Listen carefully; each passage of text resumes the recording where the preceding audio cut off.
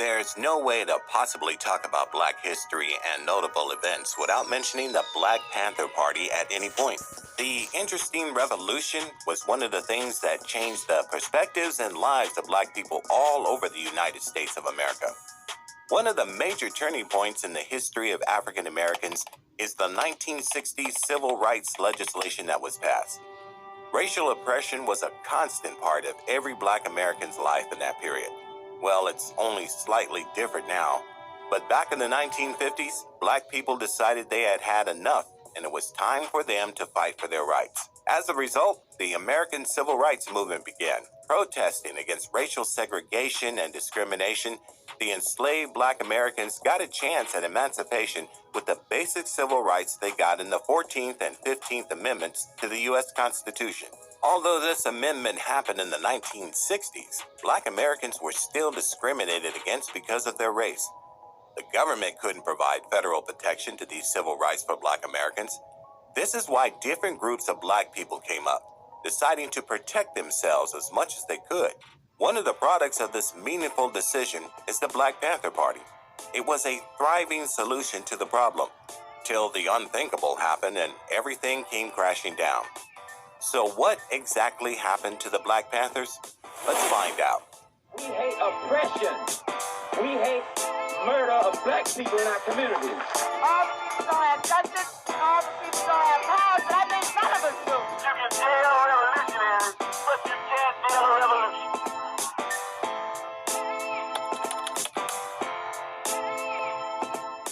The racial segregation in California started in Oakland. Just like in Greenwood District, many people were attracted by Oakland's booming economy after the Second World War. Southern African Americans and also white people kept moving to the region. However, with time, more Black people were now living in Oakland compared to white people. This would have been a great experience for Black people then. However, there was a major problem. The city's police force. White people majorly dominated this police force. With a combination of a dominantly white police force and a group of ex-Southern whites, all the Black Americans had was more experiences of segregation and discrimination coupled with police brutality. This continued until a couple of young people said it was enough. This final resistance was provoked by a tragic incident. An unarmed Black American teenager, Matthew Johnson, was murdered by a San Francisco policeman. It was bad enough that the murderer wasn't arrested. Then the situation escalated as 12,000 National Guard troops were sent to terrorize residents who had no form of defense, only because they were angry that a cop had not been arrested. Who wouldn't get mad? A teenager was killed for absolutely no reason. It was this event that finally led two Oakland residents, Bobby Seale and Huey Newton, to create the Black Panther for Self-Defense Party. This self-defense party was created to serve the major aim of promoting equal employment, housing, and justice for all while protecting Black communities all over from police brutality. The principles of this Black Panther self-defense party were greatly influenced by some of the philosophies of Malcolm X regarding Black pride. Also, the party was solely inspired by Malcolm X's belief in using armed self-defense to escape white oppression. The Black Panther Party wasn't only created as a protection against police brutality. It was glaring that there were certain capitalist and superior Black people who also participated in oppressing Black people with less social and economic statuses. This was happening very frequently, and the Black Panther Party decided they had enough. Founded in 1966, the Black Panther Self-Defense Party provided armed citizen patrols, monitoring police activities in Black communities all over Oakland and other cities in the United States as they expanded over the years. As they continued to patrol, they began to gain more popularity and attention from different people. Creating political and social activities in the Black community, more Black people started to join the cause, increasing the reach of the beneficial party. As the reach increased, Black Panthers got support from cities and urban regions that had large minority communities. Some included Philadelphia, Los Angeles, New York, and Chicago. With all regions that had large minority communities. Some included Philadelphia, Los Angeles, New York, and Chicago. With all this, 2 years after its establishment, 1968, The Black Panther Self-Defense Party had around 2,000 members supporting its cause around the United States of America. Like every other successful organization, the Black Panther Self-Defense Party, or as it was more regarded, the Black Panther Party, had its running laws and principles that kept it going. As they drew on Marxist ideologies for running the party, there was a special outline for the political objectives and philosophical views of the company. This outline was called the 10-point program in the party. The 10-point program had an outline of all the goals of the Black Panther Party and what they wanted for Black Americans all over the country.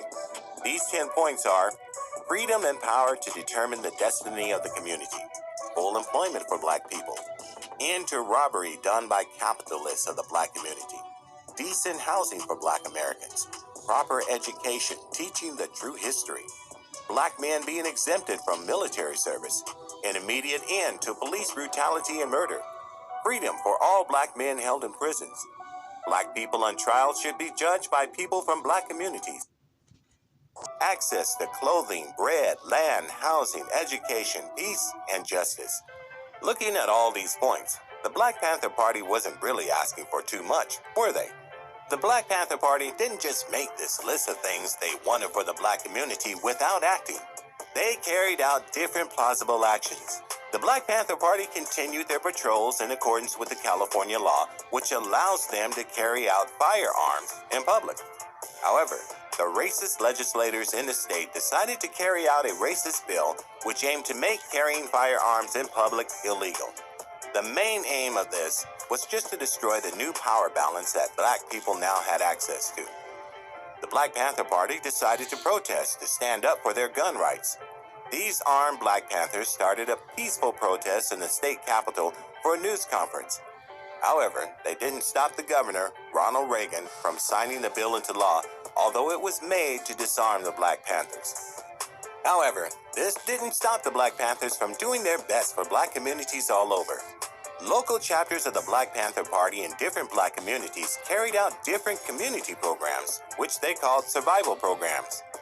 One of these was the Free Breakfast Program, which was a huge success. The Black Panther Party fed 20,000 children every day. They also had a free food programs for families and elderly people in the community. The Black Panther Party also sponsored Black children's schooling, legal aid offices, health clinics, sickle cell testing centers in different cities, and local transportation and clothing distribution all over Black communities. These actions were significant as they serve as a huge support for low-income Black communities. As a result, the Black Panthers kept gaining more popularity and support from people all over. By 1969, 3 years after its establishment, Black Panther Party had 49 local chapters with a total of 5,000 members. At this rate, Black Panther Party had reached its peak till it wasn't there anymore. The Black Panthers are the single greatest threat to our national security, more than the Chinese, even more than the Russians. Our counterintelligence program must prevent the rise of a Black Messiah from among their midst. Despite the fact that the Black Panther Party had many amazing achievements that helped develop the Black communities that they were targeting, certain members of the government and the general community saw them as a threat, a gain even. The downfall of the Black Panther Party started when the members of the party started making headlines for arrests and fights. There were many incidents of shootouts and violent confrontations. One of them includes an incident that happened with the party's leader, Huey Newton. In 1967, Newton allegedly killed a white Oakland police officer, John Frey, in a violent encounter. So, in 1968, Huey Newton was taken to trial and was convicted of voluntary manslaughter. He was sentenced to 2 to 15 years in prison. Newton ended up being a political prisoner. A lot of the people in the Black community basically saw that as Newton being a victim of a biased trial and court system. This conviction was what began the downfall of the Black Panther Party. The supporters of Newton went on to the streets to start protesting the verdict. They believe it was an unfair trial as there was no definitive evidence, only varied accounts of who shot who first. Their protest wasn't in vain, as Newton was released from jail 2 years later after 2 different trials caused the district attorney to dismiss the charges. However, the release of the co-founder of the Black Panther Party didn't change the state of the situation. Many altercations and conflicts were happening both inside and outside the organization. For instance, the editor of Black Panther's official newspaper, El Ridge Cleaver, and a 17-year-old Black Panther treasurer and a member got involved in a shootout with members of the Oakland police. This shootout ended badly, causing the death of Hutton while leaving 2 of the police officers wounded. These conflicts also got bad within the party as the members started to spiral out of control without their leader's presence. In 1969, Alex Rackley, a bona fide Black Panther member, was accused of being a police informant by other members in his chapter. This resulted in him getting tortured and murdered by the members. Another example of this eternal conflict is the death of one of the Black Panther's bookkeepers, Betty Ann Patter. She was found beaten and murdered in 1974, long after Newton got out of prison. Although nobody was charged with her death, many people believe that the leaders of the party were responsible for it. Following this constant state of unrest in the party, they became a major target for the FBI. Even while the Black Panther Party was peaceful and focused only on its goals, the federal government had its doubts due to its socialist message and Black nationalist focus. This is exactly what made them attract the attention of a secret FBI counterintelligence program. After watching the Black Panther for years after its establishment, the FBI made a declaration in 1969 stating that the Black Panther was a communist organization being a threat and enemy of the United States government. This came a year after its first FBI director, J. Edgar Hoover, said the Black Panthers were one of the biggest threats to the U.S. national internal security. With the Black Panthers being an FBI major target, they tried out different tactics to weaken the resolve and functionality of the Black Panther Party. They started by trying different methods to dismantle the social benefits of the free breakfast for children and all the other social community programs that the Black Panthers organized. As if this wasn't bad enough, the FBI started using different unjust methods to dismantle the organization completely. They started by using existing rival parties and feasting on the existing rivalries that were going on between different Black nationalist groups. After trying this, they went on to humiliate and charge the members of the party falsely. They ensured these members were in prison despite being innocent. The FBI also planned events that led to the death of Black Panther Party members. The FBI instigated an event between the Chicago Police Department and some members which led to the death of the members. Evidence showed that among the hundreds of bullet casings from that encounter, only one came from the Panther side. The Black Panther Party was officially dissolved in 1982. Black people have encountered so many incidents over the years with unjust treatment from the government of the United States of America. However, the incident of the FBI going to any length to dismantle the Black Panther Party, even going as far as being involved in the murders of some of its members, was a really horrible event and will never be forgotten.